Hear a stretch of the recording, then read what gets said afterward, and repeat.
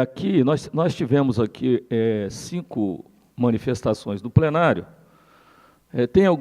Tem uma pergunta aqui que eu acho que eu vou deixar essa para o encerramento, o doutor Fialho responder, porque é uma pergunta que fala na questão aqui, mais do cenário aqui da cidade de São Luís, crescimento, quais as atitudes que o governo estadual e federal deve tomar para atrair investimentos para a região. Não é uma coisa que eu acho que os palestrantes, o senhor, como que é daqui da região e a organização do evento, eu vou deixar isso para o senhor responder.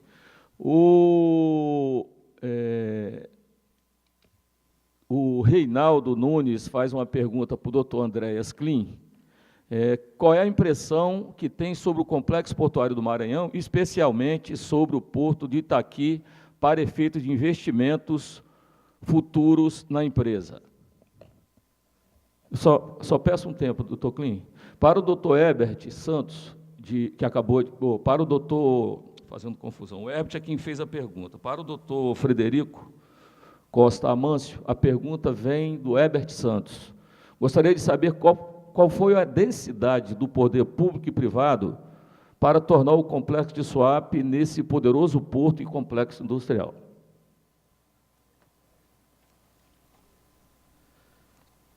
Tem aqui o Maeme Menescal, que em 2009 houve um déficit de 17% nas movimentações de cargas e contêineres. A Suape encontrava-se diante de que cenário? E quais as medidas mitigatórias adotadas pelo Suape por consequência de tal experiência, prevendo as possibilidades de reincidência de cenários semelhantes?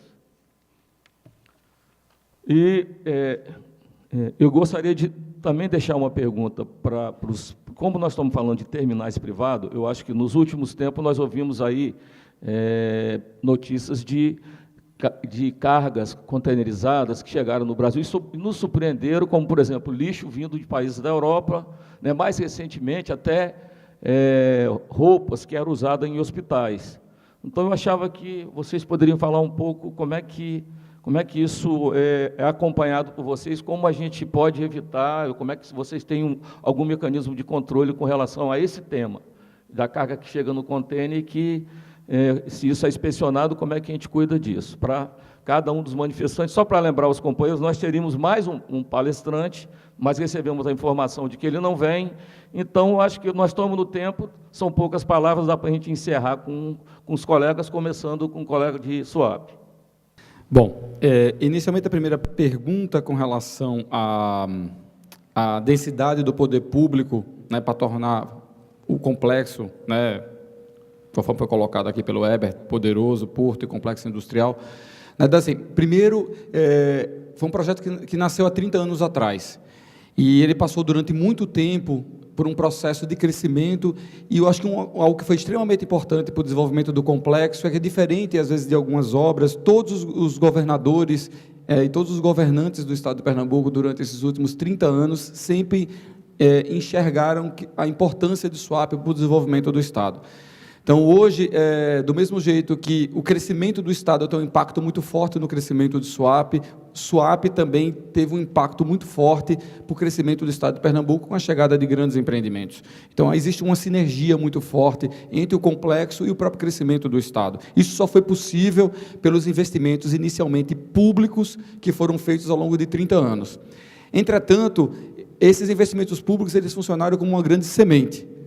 E agora, não só o Estado de Pernambuco, como o próprio Complexo Suape, agora nós estamos colhendo os frutos dessa semente que foi plantada ao longo de 30 anos, com toda a infraestrutura que foi construída no complexo, que é hoje a gente enxergar um volume de investimento superior a 40 bilhões de reais.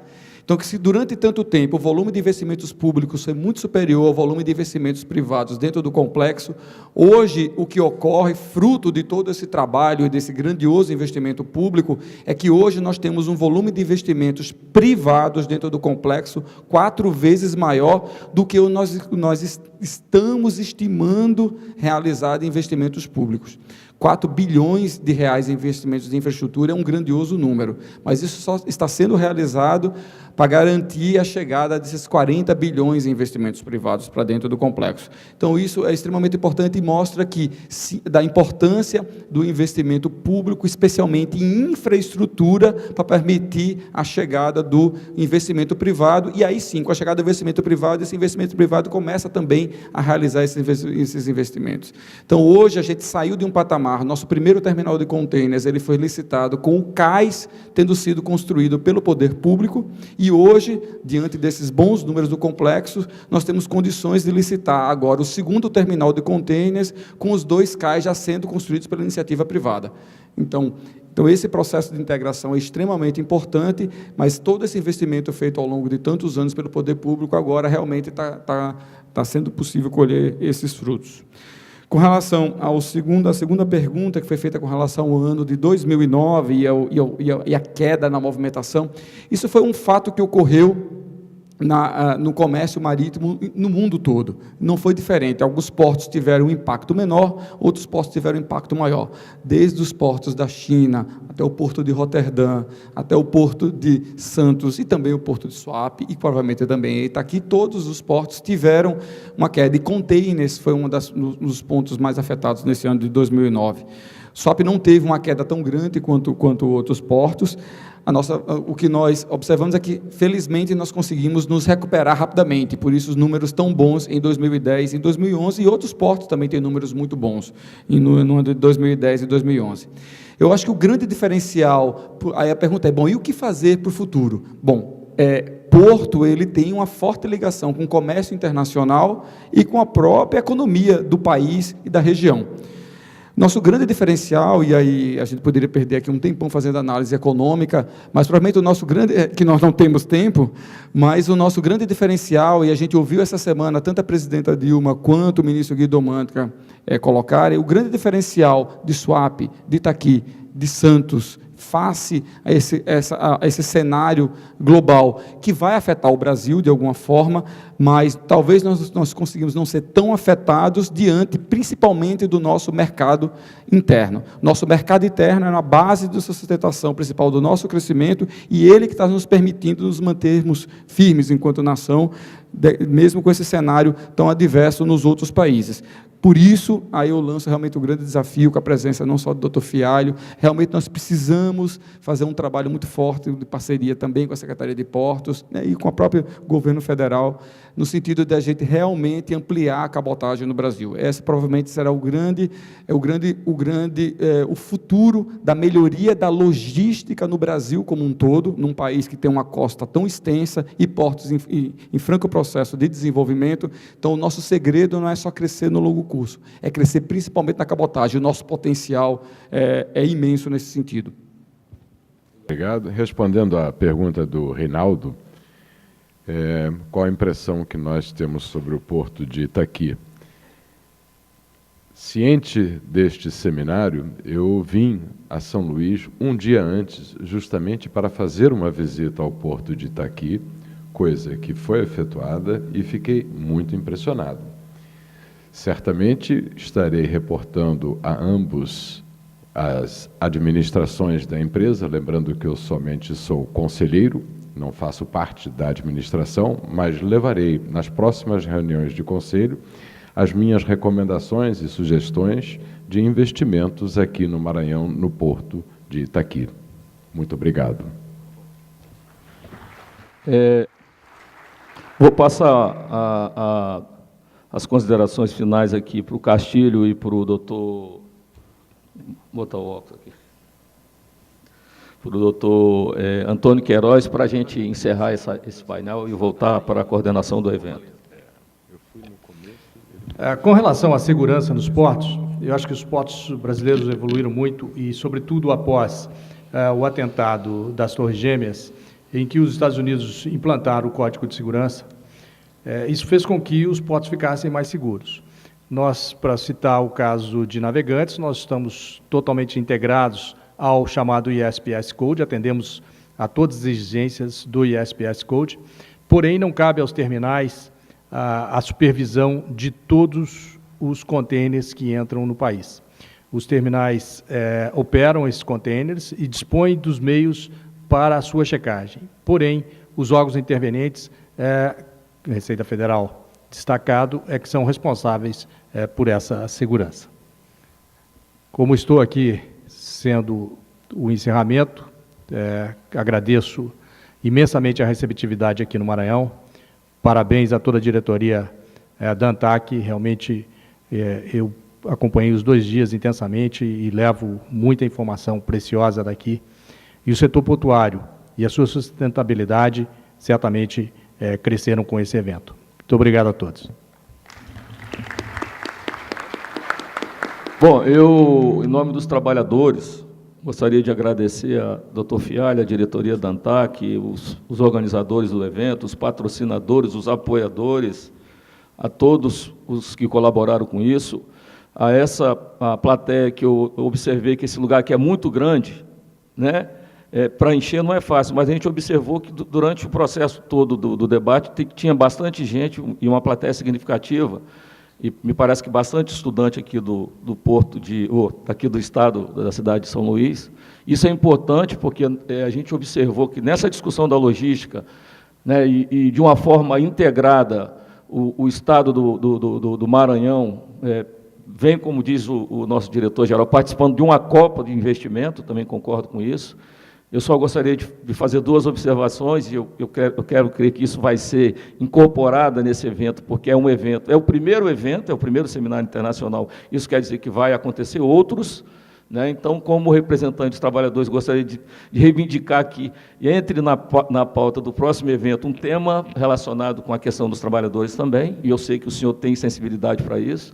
E o segundo ponto seria mais assim como deixar um alerta para a comunidade toda que milita na questão portuária, e não que a gente tem acompanhado aí notícias do governo que vai fazer uma reforma ministerial e isso vai ter uma interferência na questão portuária. A gente não sabe ainda, de fato, o que isso pode acontecer, mas é uma possibilidade de que a gente não tenha mais a Secretaria de Portos a partir de uma reforma ministerial. Isso é que a imprensa está colocando, né? E, como trabalhador, a gente coloca uma preocupação, porque a gente sabe o que isso pode fazer com o sistema portuário. É um alerta que a gente lança, que há uma preocupação do lado dos trabalhadores, e a gente percebe também de grande parte da comunidade portuária. Então, eu quero agradecer a oportunidade e dar por encerrado esse painel. Muito obrigado a todos pela atenção.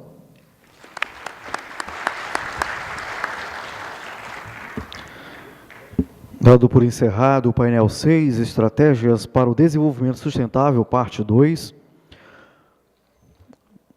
convidamos para falas finais do primeiro Seminário Internacional Logística Base para o Desenvolvimento Sustentável, edição Maranhão. Convidamos o diretor-geral da ANTAC, senhor Fernando Fialho. Bom, boa noite a todos vocês e muito obrigado pela presença. Eu acho que nós tivemos 2 dias intensos e os painéis que nós procuramos ordenar foram painéis que discutiram o setor produtivo, que tem a logística como absoluta necessidade, permeando, inclusive, algumas questões urbanas. Talvez por isso, inclusive, nós tenhamos tido um conjunto tão denso de palestras. Talvez tenha sido até uma certa overdose, mas eu tinha muita ansiedade de trazer um conjunto de informações rico para cá, para o Maranhão. E eu acho que contribuímos com o setor portuário e contribuímos com o Brasil com discussão como essa. Obrigado, Guterra. Também fiz questão de, no painel final, além de tudo que já pudemos observar nesses 2 dias, no painel final, eu fiz questão de colocar o setor portuário de forma mais direta. Aliás, tendo como mediador o Guterra. Muito obrigado, Guterra, pela presença, que é um representante da classe trabalhadora portuária. E exemplos de terminal de uso privativo, exemplos de empresas que têm história de vida na logística e que operam nos portos públicos. E eu faço uma referência elogiosa, porque eu sempre cito, Fred, o Porto de Suape como um dos melhores projetos portuários do Brasil e do mundo. O Porto de Suape, por conceito de projeto, e aí um projeto que foi elaborado durante muito tempo, e vocês puderam perceber que, por conceito de projeto, junta atividade industrial, junta atividade comercial, junta a proteção ao meio ambiente, e é exatamente esse mesmo potencial que nós temos aqui. E eu pedi para que o Fred viesse fazer a palestra aqui, e ele vem sem constrangimento, porque até a nossa Interlândia não é concorrente direto. Nós temos aqui grande potencial de desenvolvimento, de integração do Porto do Itaqui, com a região centro-oeste brasileira. A ferrovia Norte-Sul e essa grande integração com a região centro-oeste é o nosso mercado. Não é à toa que nós recebemos permanentemente delegações do estado do Tocantins, do Goiás, porque eles estão ansiosos que a gente responda a essa demanda.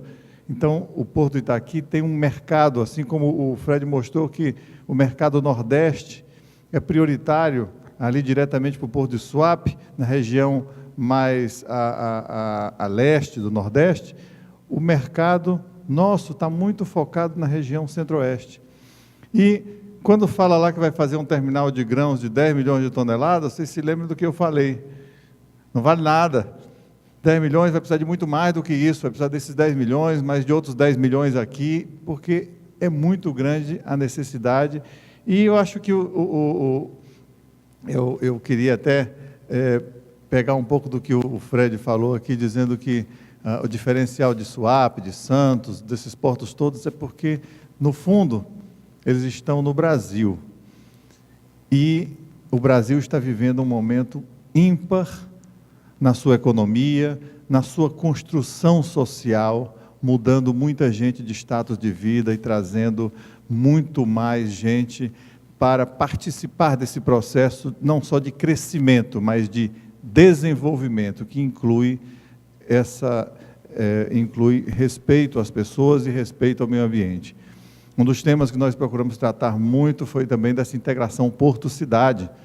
As cidades têm que interagir com os portos cada vez mais, porque isso é necessário, porque são as pessoas que fazem o porto acontecer, são as pessoas que fazem o desenvolvimento acontecer. Então, assim como todos vocês que estão acompanhando no dia a dia, eu estou cansado, mas me sinto gratificado de ter trazido e muito agradecido a todos os palestrantes, a todos os moderadores, de terem nos brindado, nos privilegiado com as suas presenças aqui, porque para nós foi muito importante e é absolutamente enriquecedor. Eu costumo dizer que ninguém sai a mesma pessoa de um seminário onde tanto conhecimento é transmitido, e tenho certeza que vocês todos estão tendo a oportunidade, que eu também estou tendo, aprendi muito hoje, e eu acho que nós temos muito mais a aprender. Agora vamos aplicar, vamos transformar em realidade. Eu vou pegar aquela frasezinha lá que eu deixei no final, vamos ousar cada vez mais, porque nós precisamos dessa ousadia para fazer as coisas acontecerem cada vez mais rápido aqui no nosso estado do Maranhão, e para que o Brasil possa ser cada vez mais includente nesse processo de desenvolvimento.